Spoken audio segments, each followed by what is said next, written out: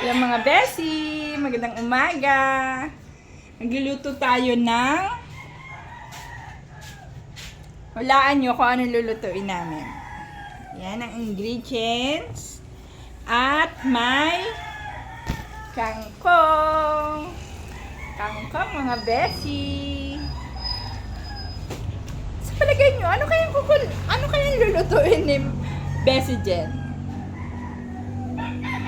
At kayo, standby lang kayo dyan. Besi, magluluto tayo ng pangtanghalian. Ito, maglalagay muna tayo ng kumukulo na ni tubig, kamatis. Ayan. Dahan-dahan, nagtatalisikan na po. Ayan.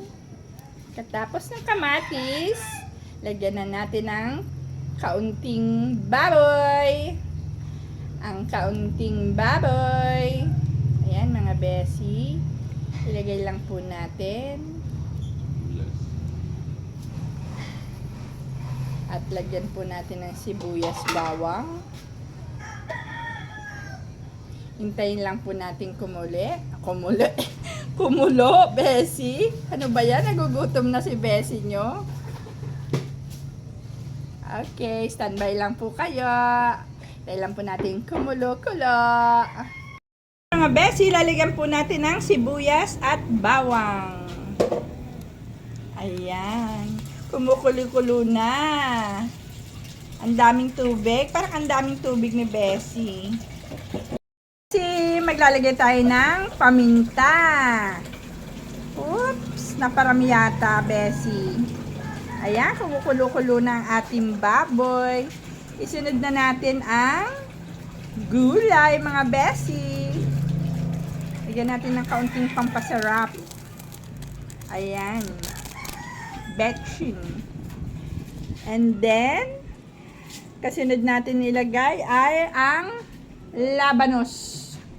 Labanos mustasa. Ayan, kasi matigas-tigas ang ating labanos. Kailangan natin ilagay agad para maluto agad ang ating gulay at makakain na mga besi. Ayan. Diba? Kabilis naman ang ating baboy ere, ah. At ano pa mga besi ang sunod natin? Ilalagay naman natin ang sitaw. Sitaw, bataw, patani. Ah, talaga nandoon talaga ang akin niluluto sa bahay kubo. Ano, Besi? Ayan. At pagkatapos ng sitaw, ay hintayin lang natin ng ilang minuto, mga Besi. Mga besi, lalagay na natin ang Knorr sinigang. Ayan ang pangpalasa. Alam na kung ano niluluto na Besi Jen. O, diba? Ang ating sinigang na baboy. Pang malupitan yan, Besi. Hops, hops. Halu-haluin lang natin ng konti, mga Besi, ha? Wait lang natin ng ilang minuto ulit. Kulong-kulo na, ilalagay naman natin ang okra. Mainam yan sa ating katawan. Masarap yan, mga besi. Pangtanggal sa diabetes. Ang okra. Besi, kulong-kulo na. Last na nating ilagay ay ang ating talbos ng kamote. Ay, kangkong pala rather. Sorry, mga besi. Nagugutom na eh. Ayan, ang kangkong. Ang pagkasarap-sarap naman ng ating kangkong. Ayan. Luto na ang ating sinigang. Haluin lang natin ng kaunti. At ilang minuto, ready to fight na.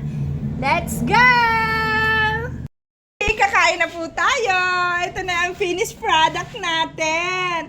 Ang sinigang na baboy. Tikman natin, ha? Ang init! Ang sarap! Besi,